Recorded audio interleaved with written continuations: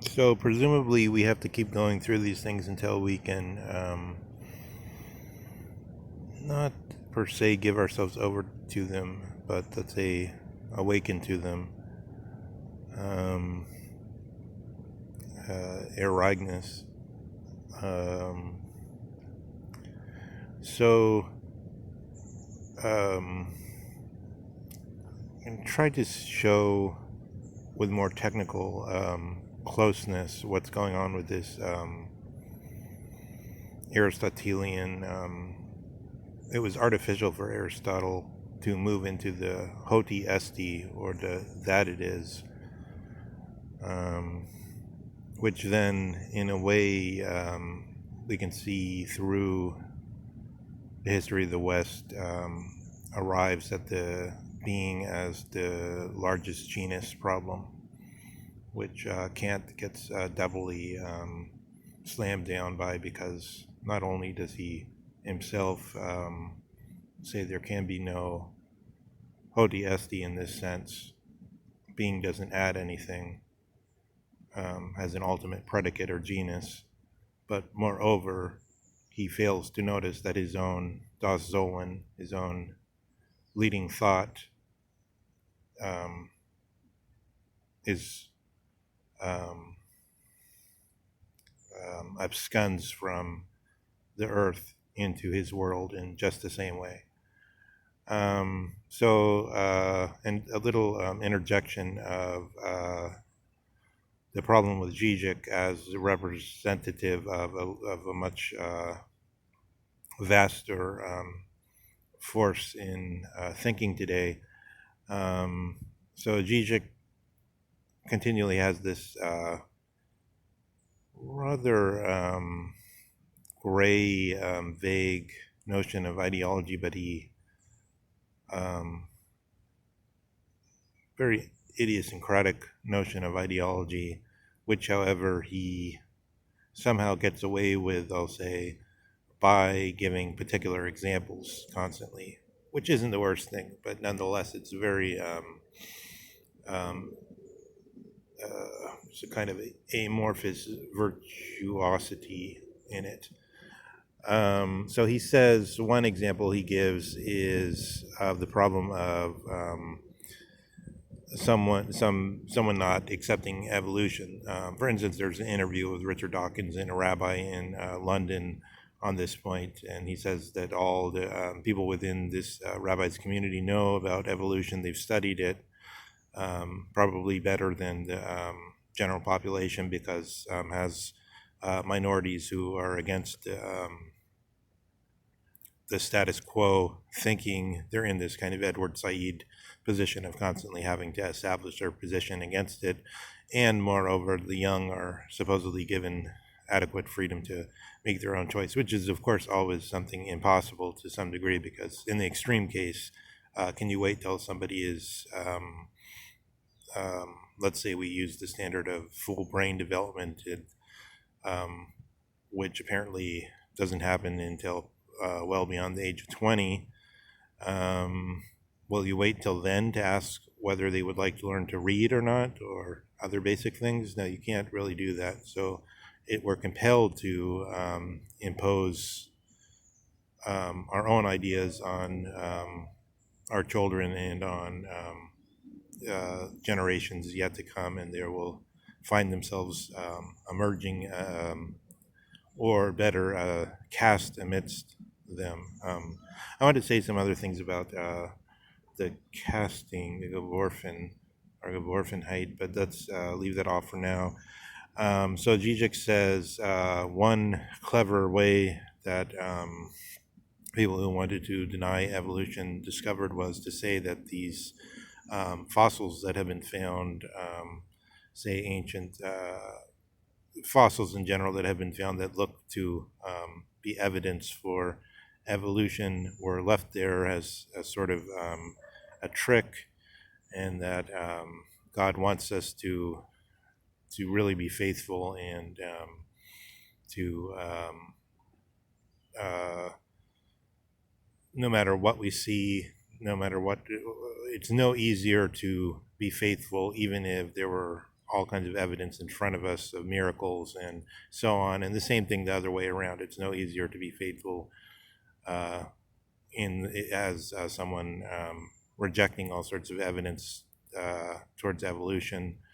If that were, it's also not at all obvious the question of evolution is identical to the question of God. There's all kinds of, you can say that God got the ball rolling, and nature is nature, as in the American Constitution and other things.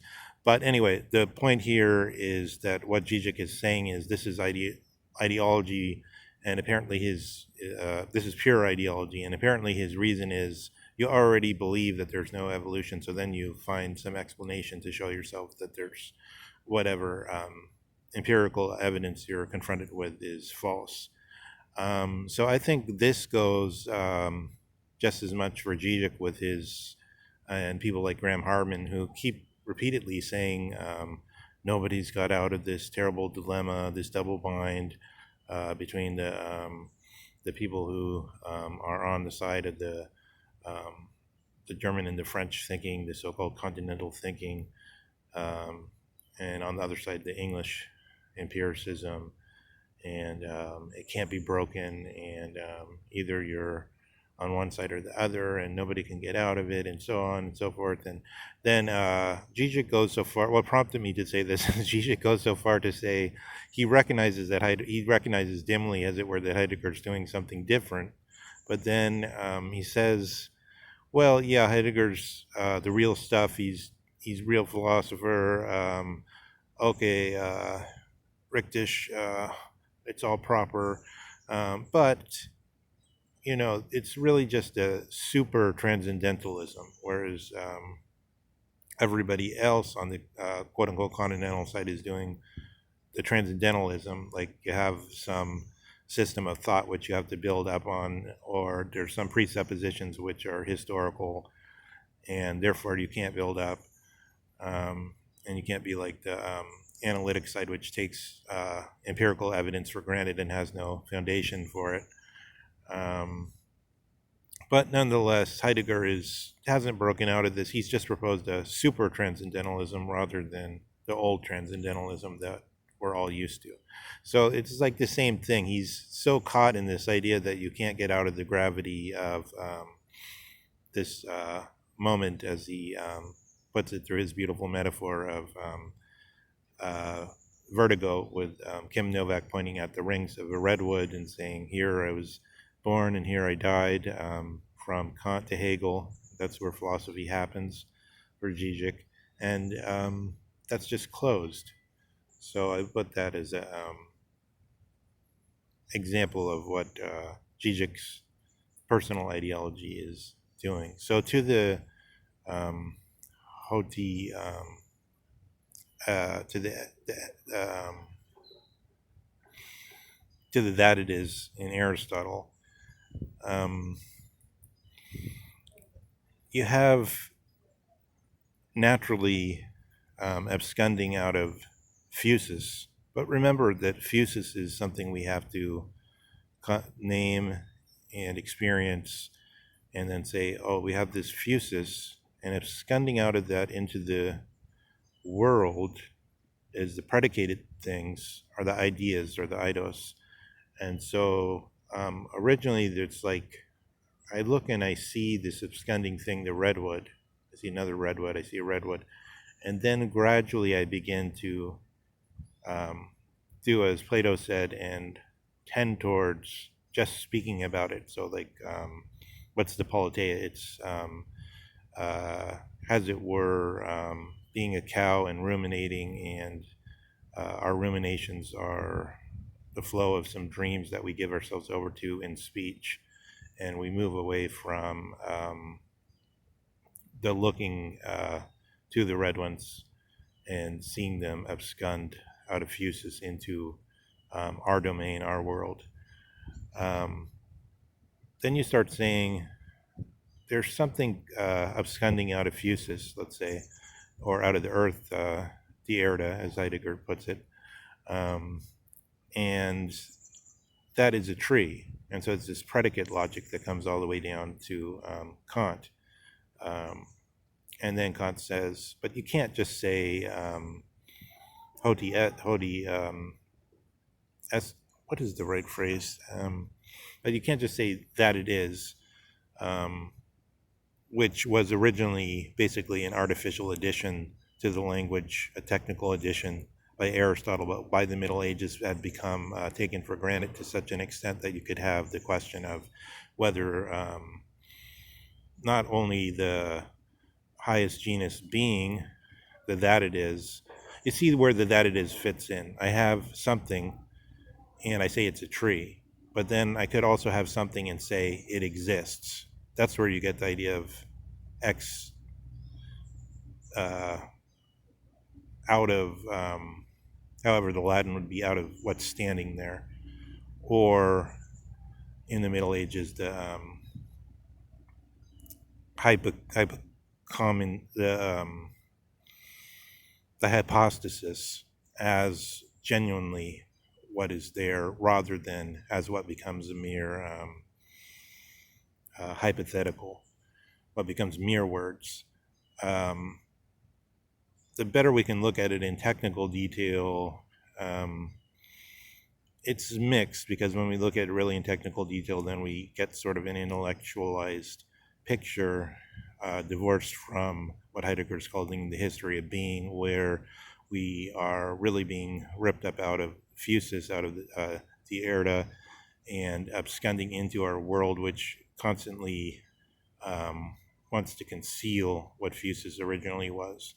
But then we have this situation where Heidegger is seeing that what we're calling physis, and opposing to, in a way, the work of man, or man's world, or that which we're delictum, which we're find ourselves absconded into. These terms, this is what we're trying to overcome when we speak of the new beginning, or the how is it called? I don't know. The however you want to put this idea of the new beginning, a new emanation, or whatever, a total. But you see how physis and world, these terms must at the same time be something, be being. But if we just say it that way, we're turning being into an object, which object for our thought. We're being Cartesian, basically.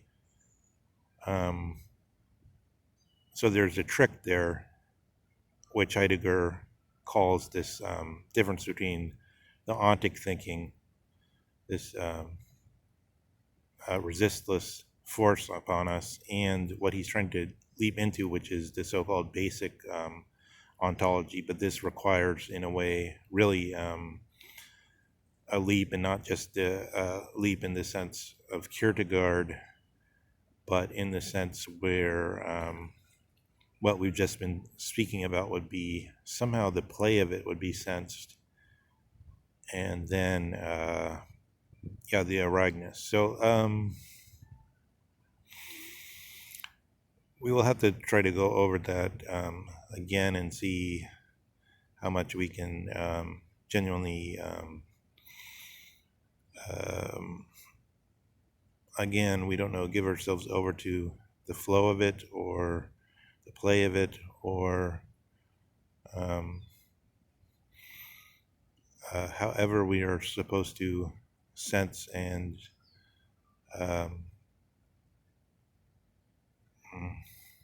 perhaps come up, set ourselves towards this Aragnus.